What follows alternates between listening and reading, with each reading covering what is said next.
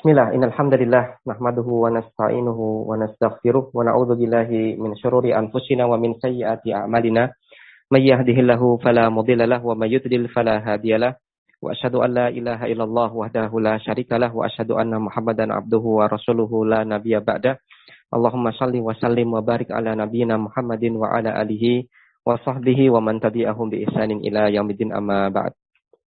Ikhwatal iman rahimani wa rahimakumullah. Di kitab Ta'jilun Nada bi Syarhi Qatun Nada telah kita bahas hingga pembahasan tentang istiratur rabit wa anwa'uhu. Disyaratkan untuk sebuah jumlah yang dia berkedudukan sebagai khobar untuk sebuah mubtada, disyaratkan untuk adanya rabit. Dia mengandung rabit yang mengikat antara dia dengan mubtadanya supaya dia tidak dianggap sebagai kalimat tersendiri tapi masih berhubungan dengan mubtadanya. Kemudian pembahasan tentang jenis-jenis rabit.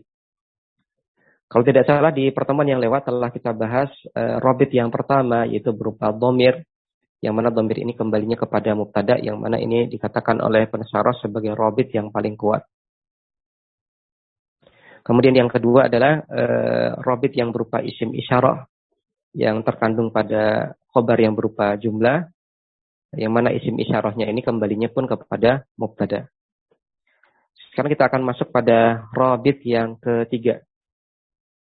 Asalif yang ketiga adalah rabit yang berupa i'adatul mubtada'i bi lafzihi. Ya, kembalinya mubtada pada lafadznya. Atau mengulang mubtada dengan lafadznya. Ya, mengulang mubtada dengan lafadznya. Wa aktsaru ma yakunu dzalika fi mawadi'it tafkhimi. Dan seringnya kejadian ini ataupun kondisi ini adalah di mawadi' tafkhim, di konteks mawadi', di konteks tafkhim. Tafkhim kurang lebih artinya adalah membesarkan suatu hal atau mengagungkan suatu hal. Nah, contohnya adalah al-ikhlasu mal ikhlas. Ya. Keikhlasan, apa itu keikhlasan? Maka ini maksudnya adalah dalam rangka untuk membesarkan masalah ikhlas atau mengagungkan masalah keikhlasan pada seseorang. Maka al-ikhlasu, kata al-ikhlas yang pertama, dia adalah mubtada'un awwalun, mubtada' yang pertama. Kemudian jumlah ismiyah yaitu mal ikhlasu, mubtada'un wa khobarun. Dia merupakan mubtada' dan khobar. Wal jumlatu khobarul mubtada'i al-awwali. Dan jumlah tersebut yaitu yang terdiri dari mubtada dan khobar tadi yaitu mal ikhlas. Dia berkedudukan sebagai khobar untuk mubtada yang pertama.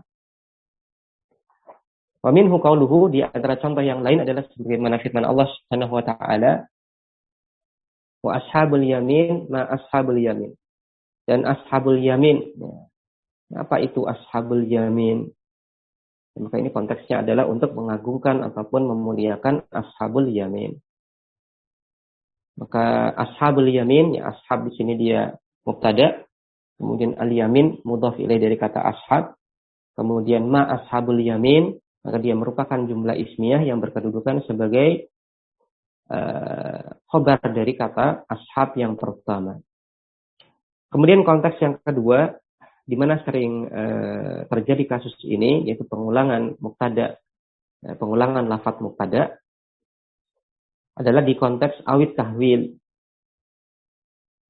Atau di konteks tahwil. Tahwil kurang lebih artinya adalah menakut-nakuti. Awit tahwili di dalam kalimat yang konteksnya di sini adalah untuk menakut-nakuti. Contohnya adalah dalam kalimat al-harbu, ya, perang. Mal harbu, apa itu perang? Ini maksudnya adalah menakut-nakuti dan mengancam. Maka al-harbu yang pertama itu adalah mubtada, kemudian jumlah ismiyah yang terdiri dari isim istifhamma dan juga kata al-harbu, satu kesatuannya merupakan khobar untuk kata al-harbu yang pertama. Wa minhu qauluhu ta'ala, di antara contoh yang lain adalah seperti firman Allah Subhanahu wa taala, al-haqqah mal haqqah. Al-haqqatu, maka al-haqqah yang pertama, dia merupakan mubtada'un awwalun, mubtada' yang pertama, atau mubtada' primer, mubtada' utama.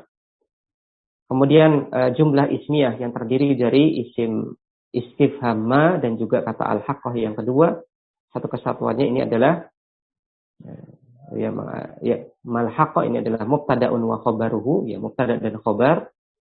Wal jumlatu khabarul mubtada'i al-awwali, dan jumlah tersebut yaitu mal-haqqah ini berkedudukan sebagai khabar untuk mubtada' yang pertama.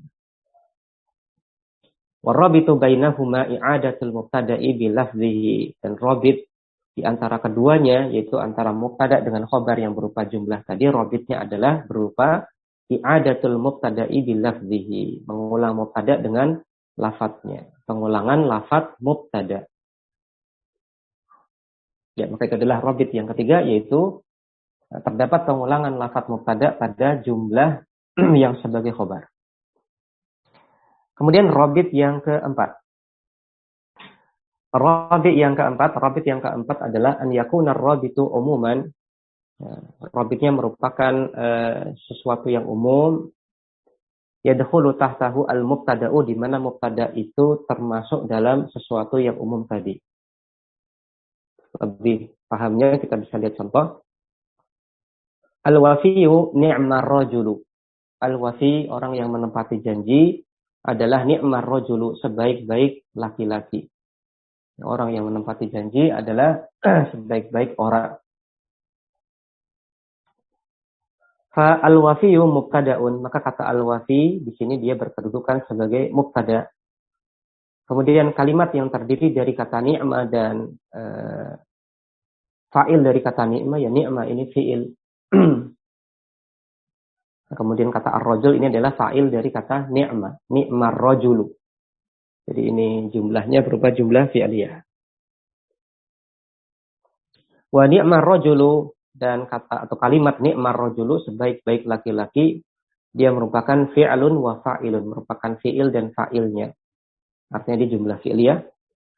Wal jumlatu khabarul mubtada'i, dan jumlah tersebut yaitu kalimat ni'mar rajulu ini berkedudukan sebagai khabar dari mubtada', yaitu khabar dari kata al-wafi. Lalu apa rabit dari keduanya? Warabitu bainahuma al-umum. Dan rabit di antara keduanya adalah keumuman. Yaitu makna umum, yaitu ni'mar rajul tadi, sebaik-baik laki-laki. Ya, maka tercakup dalam sebaik-baik laki-laki adalah al-wafiyyu. Wadzalika, dan hal tersebut adalah li'anna al-fi ar-rajul, karena alif lam yang terletak pada kata ar-rajul lil umum, untuk menunjukkan umum. Yaitu ya semua laki-laki atau semua orang. Ya, ni'mar rajul, ya sebaik-baiknya orang, maksudnya ya orang yang kalau dibandingkan dengan semua orang itu yang paling baik adalah siapa? Maksudnya adalah demikian. Wal wafiyu fardun min afrodihi, dan kata al-wafi, ya, orang yang menunaikan janji itu adalah merupakan fardun, salah satu dari bagian min afrodihi, dari bagian-bagiannya. Fadakhala fil umumi, sehingga kata al-wafi ini termasuk dalam keumuman yang terkandung pada kalimat ni'mar rajulu. Fahasala ar-rabtu, maka terwujudlah keterikatan antara khobar dengan mubtada'nya. Ya, maka intinya ya, sebaik-baik orang, ya, orang itu banyak.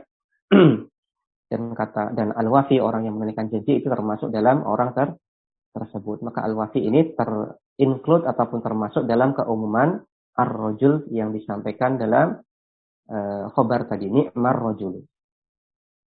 Ya, maka itu adalah keempat rabit yang ada pada jumlah yang berkedudukan sebagai khobar. Rabit yang pertama adalah berupa dhamir, kemudian yang kedua adalah isim isyarah, kemudian yang ketiga adalah terdapat pengulangan lafadz mubtada' di jumlah yang sebagai khobar, kemudian yang keempat adalah keumuman makna yang terkandung pada jumlah yang sebagai khobar, di mana mubtada terinput dalam keumuman makna tersebut. Berikutnya kita akan bahas tentang khobar yang berikutnya, itu khobar yang berupa syibhul jumlah. Qauluhu, perkataan Ibnu Hisham rahimahullah ta'ala, dia menjelaskan tentang jenis khobar berikutnya yaitu berupa siful jumlah baik dzaraf dan mudhaf ilaihnya ataupun jar majrur. Ibnu Hisham mengatakan wa dzarfan mansuban, di antara yang bisa menjadi khobar adalah dzaraf yang mansub. Contohnya adalah dalam firman Allah Subhanahu wa taala di surat Al-Anfal ayat 42. Warrakbu asfala minkum. Warrakbu dan rombongan pasukan musuh kalian asfala minkum, ada berada di bawah kalian. Maka kata ar-rakbu di sini adalah mubtada, kemudian ya kata asfala di sini jadi dianggap sebagai khobar dari kata ar-rakbu. Kemudian yang termasuk dalam siful jumlah yang sebagai khobar adalah jaron wa majruron dan susunan jar majrur. Contohnya adalah pada firman Allah Subhanahu wa taala di surat Al-Fatihah ayat 2, alhamdulillahirabbil alamin. Alhamdulillah segala puji lillahi untuk Allah rabbil alamin, Rabb semesta alam. Maka lafaz alhamdu di sini dia merupakan mubtada, kemudian susunan jar majrur yang terdiri dari huruf jar lam dan lafaz jalalah Allah Subhanahu wa taala lillahi ini teranggap ternilai sebagai khobar.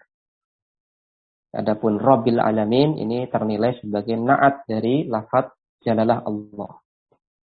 Wa ta'alluquhuma bi mustaqirin aw istaqara mahdhufain. Dan muta'allaq dari keduanya, muta'allaq dari dzaraf dan juga jar majrur, itu muta'allaqnya adalah kata mustaqirun atau fi'il istaqarra. Hanya saja kata mustaqirun ataupun istaqarronya di sini mahdhufain, keduanya itu dihapus dari kalimat. Ya. Sekali lagi kita akan ingatkan kembali berkaitan tentang istilah muta'alliq untuk jar majrur dan juga untuk dzaraf. Maka misalkan untuk jar majrur, nah kita ambil sampel yang paling mudah aja untuk jar majrur. Maka untuk jar majrur, maka misalkan fil bait, di rumah. Maka apa yang dimaksud dengan di rumah? Tentunya maksud dari di rumah itu adalah ada di rumah. Maka fil bait itu punya kaitan makna atau keterhubungan dengan kata ada atau berada. Misalkan saya di rumah. Apa yang dimaksud dengan saya di rumah? Maksudnya adalah saya berada di rumah. Maka sebenarnya ada kata ada atau berada dalam kalimat tersebut, namun kata berada tersebut kita hilangkan dari kalimat. Kenapa kita hilangkan? Karena kalimat tersebut sudah bisa dipahami maknanya meskipun tanpa adanya kata berada. Nah, ini yang diistilahkan dalam ilmu nahwu dengan yang namanya susunan jar majrur itu pasti punya muta'allaq atau dia muta'alliqun bi syai'. Punya kaitan makna dengan sesuatu yang dihapus. Nah, sesuatu yang dihapus itu adalah tadi kata berada tadi yang dalam bahasa Arabnya dibahasakan dengan istaqarra kalau dalam bentuk fi'il atau mustaqirun kalau dalam bentuk isim. Maka misalkan ana fil bait, saya di rumah, itu kalimat lengkapnya adalah ana mustaqirrun fil bait. Ana mustaqirrun fil baiti. Saya mustaqirun berada fil baiti, di rumah. Nah, kemudian sebagian ulama menjelaskan karena ana fil baiti itu kalimat asalnya adalah ana mustaqirun fil bait. Maka nanti sebagaimana nanti dijelaskan oleh pensyarah, nanti ada dua pendapat i'rab untuk masalah ini. Apakah nanti yang jadi khobar itu adalah tetap kata mustaqirunnya, ataukah nanti yang jadi khobar itu adalah kata atau susunan jar majrur fil baitnya. Ya, ala kulli hal ini sedikit mengingatkan penjelasan tentang apa yang dimaksud dengan muta'alliqun pada susunan jar majrur ataupun dzaraf dan mudhaf ilaih. Misalkan contoh yang dzaraf. Misalkan ana amamal manzili. Ana amamal manzil. Saya ada di depan rumah. Maka apa yang dimaksud dengan saya di depan rumah? Artinya adalah saya berada di depan rumah. Ana mustaqirrun amamal manzili. Cuma di sini kata mustaqirunnya dihilangkan. Maka ini tadi yang dimaksudkan dengan perkataan Ibnu Hisham.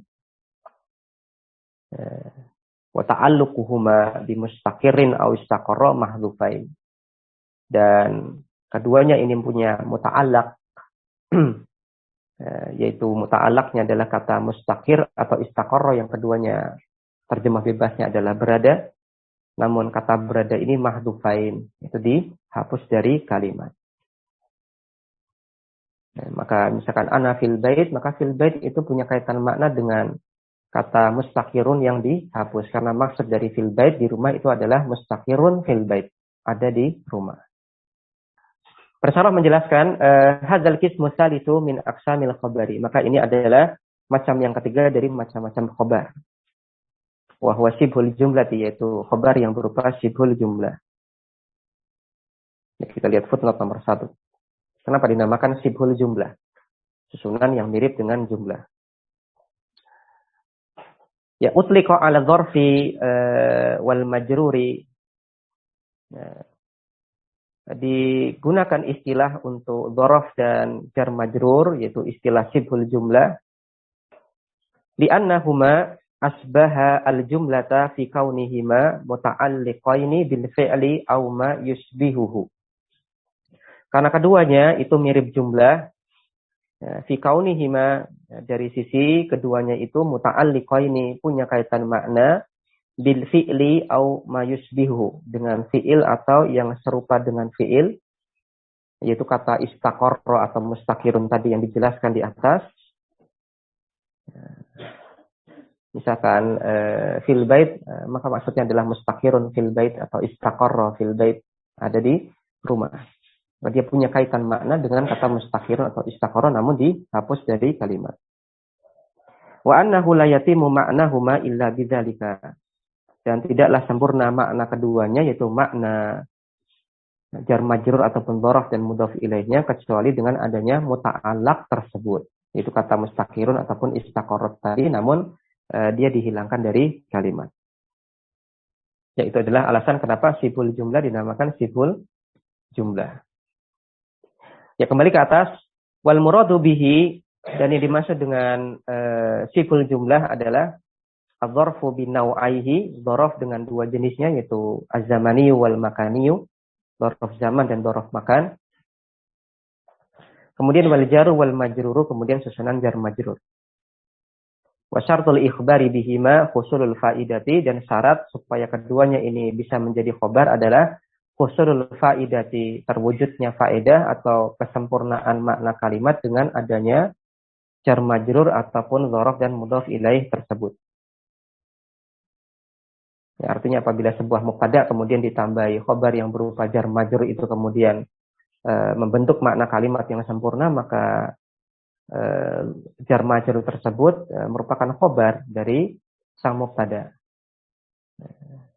Kemudian apabila dzaraf dan mudhaf ilaih itu ditambahkan pada sebuah kata kemudian membentuk kalimat yang sempurna, maka dia kita katakan menjadi khobar untuk kalimat tersebut. Maka syarat supaya shibhul jumlah itu bisa menjadi khobar adalah ketika dia ada dalam sebuah kalimat, kemudian kalimat itu menjadi sempurna. Ya, kemudian berikutnya pensarah memberikan contoh. Misalu dzarfiz zamani, contoh untuk dzaraf zaman. Dalam kalimat as-saumu yaumal khamisi. As-saumu puasanya, yaumal khamisi adalah hari Kamis. Ya, puasanya adalah pada hari Kamis. As-saumu mubtada'un, maka kata as-saum itu adalah kata yang berkedudukan sebagai mubtada. Kemudian kata yauma, dia merupakan dzarfun, dia merupakan dzaraf muta'alliqun bi mahdhufin, yang punya keterkaitan makna dengan sesuatu yang dengan kata yang dihapus dari kalimat, yaitu kata ya istaqarra. Nah, misalkan as-saumu istaqarra yaumal khamisi. Puasanya itu berada pada hari Kamis. Kurang lebih kita bisa maknai secara kasar demikian. Puasanya itu berada pada hari Kamis. Maka harusnya ada kata istaqarra yang ada dalam kalimat ini, namun istaqarranya dihapus. Ya, itu maksud dari muta'alliqun bimahdhufin. Dia punya kaitan makna dengan sesuatu yang dihapus dari kalimat. Dan kata yauma di sini khobarun, ya, berkedudukan sebagai khobar dari kata as-saum. Adapun kata al-khamisi mudhafun ilaih, mudhaf ilaih dari kata yaum. Maka ringkasnya di sini kata as-saum adalah mubtada, kemudian dzaraf dan mudhaf ilaihnya yaitu yaumal khamis ini berkedudukan sebagai khobar dari kata as-saum. Ya, perhatikan cara baca penentuan kedudukan ataupun cara baca i'rab tadi ya. Yauma dzarfun muta'alliqun bi mahdhufin khobarun. Nah, kita baca khobarun berkedudukan sebagai khobar. Kemudian wa misalu dzarfil makani, contoh untuk dzaraf makan dalam kalimat al-masjidu amamal manzili. Al-masjidu masjid itu amamal manzili, ada di depan rumah. Fal masjidu mubtada'un. Maka kata al-masjid di sini dia mubtada. Kemudian kata amama dzarfun mansubun, dia merupakan dzaraf dan dzaraf itu mansub dan dia muta'alliqun bi mahdhufin, dia punya kaitan makna dengan sesuatu yang dihapus dari kalimat. Itu kata istaqarra atau mustaqirun yang tadi kita sampaikan di awal. Ya, karena maksud dari al-masjidu amamal manzili adalah al-masjidu mustaqirun amamal manzili atau al-masjidu istaqarra amamal manzili. Dan dia khobarun berkedudukan sebagai khobar. Kemudian kata al-manzili di sini mudhafun ilaih berkedudukan sebagai mudhaf ilaih. Maka ringkasnya al-masjidu adalah mubtada, kemudian amamal manzili merupakan dzaraf dan mudhaf ilaihnya berkedudukan sebagai khobar. Kemudian wa misalul jari wal majruri, contoh untuk jar majrur. Dalam kalimat al-kitabu fil haqibati. Al-kitabu, kitab itu fil haqibati ada di dalam tas. Fal kitabu mubtada'un, maka kata al-kitab di sini dia mubtada, kemudian fil haqibati di dalam tas dia merupakan jarun wa majrurun, susunan jar majrur. Muta'alliqun bi mahdhufin, dia punya kaitan makna dengan sesuatu yang dihapus. Yaitu kata istaqarra ataupun mustaqirun yang dihapus dari kalimat. Dan di sini khobarun berkedudukan sebagai khobar. Ya, ringkasnya al-kitabu di sini adalah mubtada fil haqibati susunan jar majrur fi mahali raf'in khobarun. Mahalnya rafa berkedudukan sebagai khobar. Ya. Wal masyhuru inda nuhati annal khabara huwa al-muta'allaqu al-mahdhufu. Dan al-masyhur, pendapat yang masyhur inda nuhat di kalangan para ulama nahwu, annal khabara, bahwasanya khobar yang sejati dari kasus khobarnya adalah al-muta'allaq al-mahdhuf. Muta'allaq yang mahdhuf yaitu kata istaqarra atau kata mustaqirun tadi yang kita sampaikan di awal.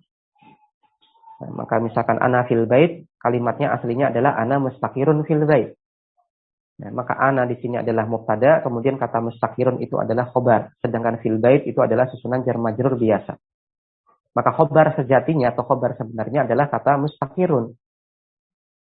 Hanya saja karena kata mustaqirun ini kemudian dihapus, maka status khobarnya itu berpindah ke susunan jar majrur yaitu fil bait. Ya, maka wal masyhur inda nuhati, pendapat yang masyhur di kalangan ulama nahwu adalah bahwasanya khobar sebenarnya itu adalah muta'allaq yang mahdhuf, yaitu kata istaqarra atau mustaqirun tadi. Fa yuqaddaru fi'lan, kemudian muta'allaq yang mahdhuf tadi ya, kalau dimunculkan maka ditakdirkan dengan munculnya istaqarra. Awisman, atau kalau seandainya mau diandaikan muta'allaq yang mahdhuf tadi ditakdirkan kalau munculnya isim, maka nanti munculnya adalah kata mustaqirun. Ya, ini adalah pendapat yang masyhur di kalangan para ulama nahwu yang mengatakan bahwasanya khobar sebenarnya itu adalah muta'allaqnya. Nah, yaitu kata istaqarra atau mustaqirunnya. Hanya saja karena dia dihapus dari kalimat, kemudian status khobarnya ini digeser, dipindah ke dzaraf dan mudhaf ilaih ataupun susunan jar majrur yang terletak setelahnya. Kita lihat footnote nomor 1.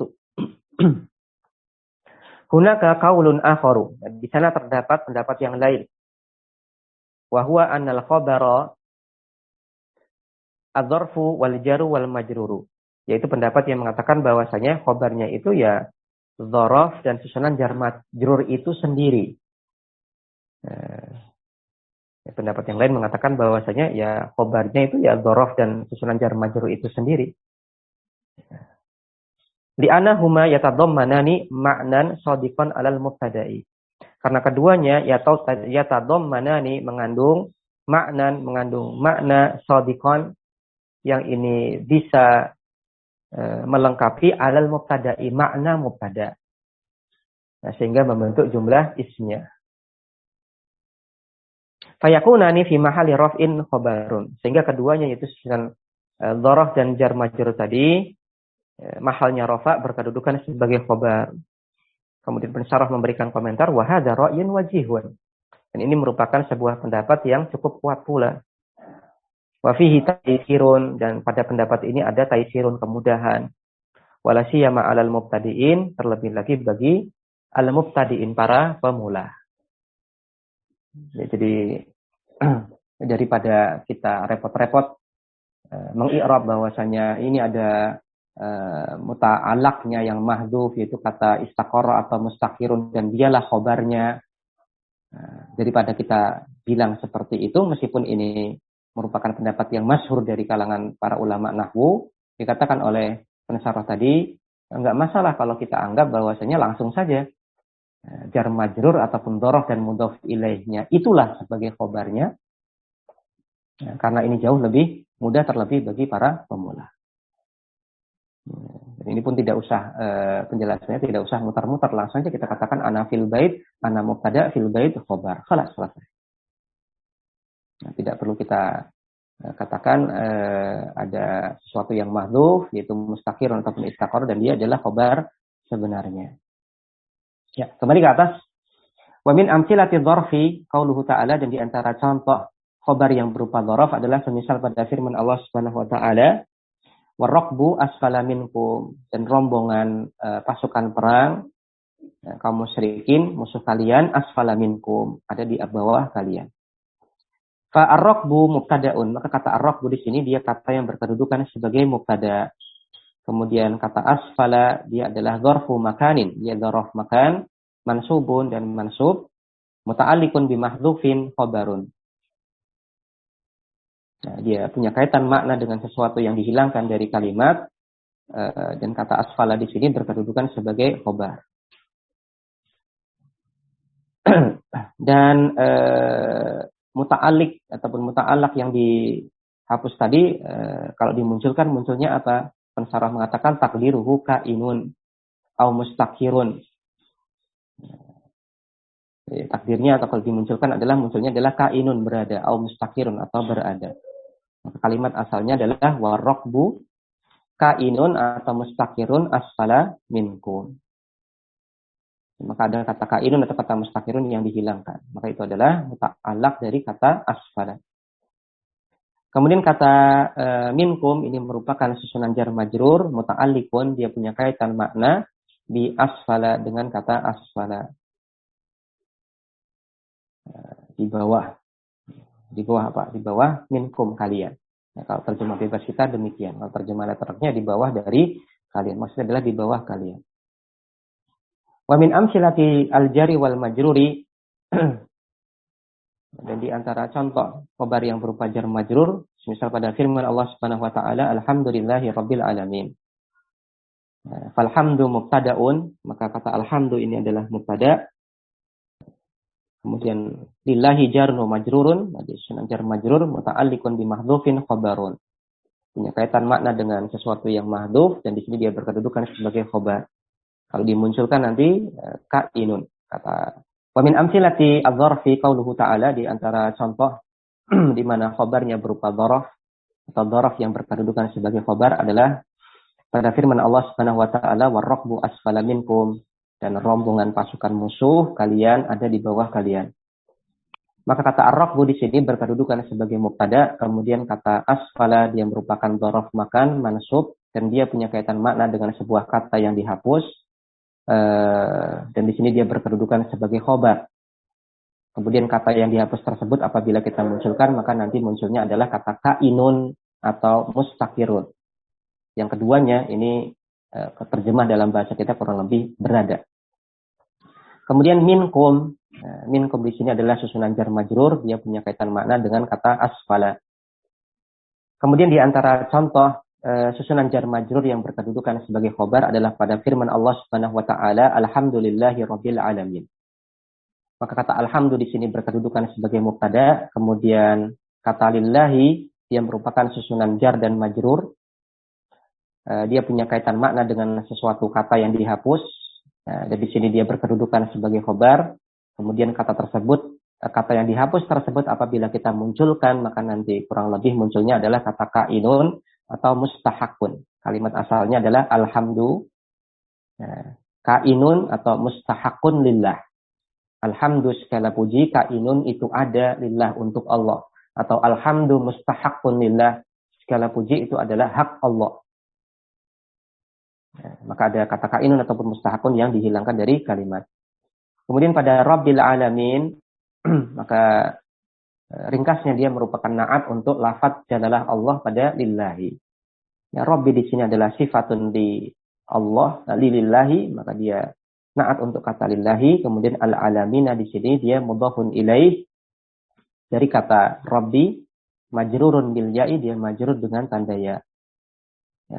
Karena kata al-alamin itu adalah mulhaqun bi jam'il mudzakkari as-salim. Karena dia adalah kata yang statusnya adalah mulhaq dengan jamak mudzakkar salim. Yaitu kata-kata yang i'rabnya sama dengan jamak mudzakkar salim, rafa dengan waw, nasab dan jar dengan ya, namun dia tidak terpenuhi syarat-syarat jamak mudzakkar salim. Itulah mulhaq bi jamak mudzakkar salim. Ya, maka ringkasnya untuk pembahasan macam yang ketiga dari khobar, yaitu berupa sibul jumlah, baik dhorof ataupun jar majrur. Maka yang pertama adalah kesimpulan yang bisa kita ambil. Yang pertama adalah sebagian ulama berpendapat bahwasanya khobar dari kalimat yang semacam ini, ana fil bait atau yang semisalnya, itu adalah kata mustaqirun ataupun kata istaqarra yang dihilangkan dari kalimat. Kemudian ada juga pendapat ulama lain yang mengatakan tidak perlu demikian, kita langsung saja jadikan susunan jar majrur ataupun dzaraf dan mudhaf ilaih tadilah sebagai khobar dari kalimat tersebut. Tadi juga kita ingatkan tentang istilah muta'alliqun, punya kaitan makna dan seterusnya. Ya, maka kemudian untuk mengi'rab, maka misalkan untuk kalimat ana fil baiti, maka kita i'rab demikian. Atau misalkan Muhammadun bil fil baiti, maka Muhammad di sini merupakan mubtada'un marfu'un, mubtada' marfu'. Kemudian fil baiti, dia jarun wa majrurun, susunan jar majrur. Nah, fi mahalli raf'in, mahalnya rafa' khobarun, berkedudukan sebagai khobar. Bisa kita i'rab sederhana demikian.